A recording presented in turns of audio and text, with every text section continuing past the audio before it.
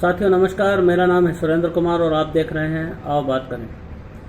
साथियों, आज के वीडियो का शीर्षक है कि चिश्तियों ने एक अपरिपक्व भ्रूण को जन्म दे दिया। वो कैसे दे दिया, इसके बारे में थोड़ा विस्तार से बताता हूँ। साथियों, उन्हें कुछ समय से ऐसा लग रहा था कि वे अपने मंसूबों में कामयाब हो चुके हैं, क्योंकि देश में जनसंख्या वृद्धि बहुत ही अनियंत्रित रूप से बढ़ रही है। साथ ही साथ उन्होंने हमारे देश में एक ऐसे वर्ग को अपने पक्ष में करके रखा हुआ है जिसकी जनसंख्या वैसे ही अन्यों के अपेक्षा ज़्यादा है, लेकिन वे वैचारिक रूप से उनकी ओर है। अब ऐसे में साथियों, जो घटनाक्रम घटित हुआ है पिछले कुछ दिनों, उससे देश की जनता को सोशल मीडिया के माध्यम से जन जागृति आई, जागरूकता आई और निष्पक्ष लोगों ने, जो किसी की ओर नहीं थे,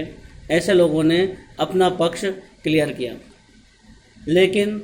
उस देश में हो रहे बदलाव से ये लोग पूरी तरह से या तो अनभिज्ञ थे या फिर उसे अनदेखा कर रहे थे। ऐसे ही समय में अजमेर दरगाह के खादिमों ने, चिश्तियों ने कुछ ऐसे भड़काऊ बयान दिए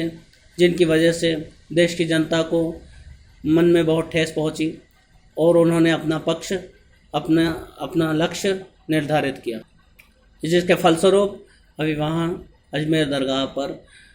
होने वाला व्यापार, होने वाली उगाही, होने वाला चंदा बहुत 90% तक कम हो गया है। साथियों, ऐसी मानवीय घटनाओं का समर्थन करना और ऐसे ही विध्वंसक तथा नृशंस हत्या के नारे लगाना मानवीय आधार पर तो गलत है ही सही, लेकिन जो अभी तक देश में सेक्युलरिज्म का एक ब्रांड बना हुआ था, ऐसी जगह से इस तरह के कट्टरपंथी नारों का लगना बड़ा ही दुर्भाग्यपूर्ण तो है ही सही, साथ ही साथ देश की जनता को, देश के समाज को एक नई दिशा देने वाला भी है। साथियों, मैंने अपने एक पुराने वीडियो में अजमेर दरगाह के खादिमों को, चिश्तियों को धन्यवाद दिया था, हृदय से धन्यवाद दिया था। मैंने कहा था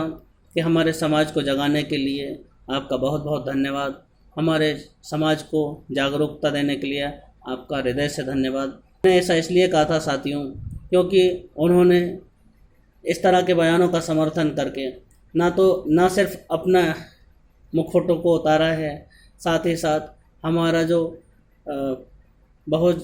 बहुसंख्यक सनातनी समाज है, जो निष्पक्ष है, किसी की ओर नहीं रहना चाहता है, अपनी एक स्वतंत्र विचारधारा का धनी है, ऐसे समाज को भी अपनी ओर आने से उन्होंने रोक दिया है, जिसके फलस्वरूप अभी वर्तमान समय में अजमेर दरगाह हो, चाहे हाजी अली दरगाह हो, चाहे निजामुद्दीन औलिया की दरगाह हो, चाहे अन्य कोई ऐसे तीर्थ स्थल हो जो सूफियों के नाम पे बनाए गए हैं, लेकिन वर्तमान समय में इन तीर्थ स्थलों पर होने वाले पैसे के चंदे का उपयोग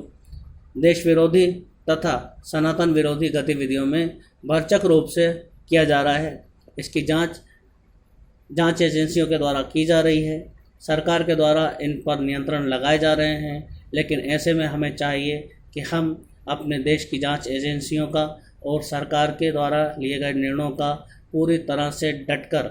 समर्थन करें, क्योंकि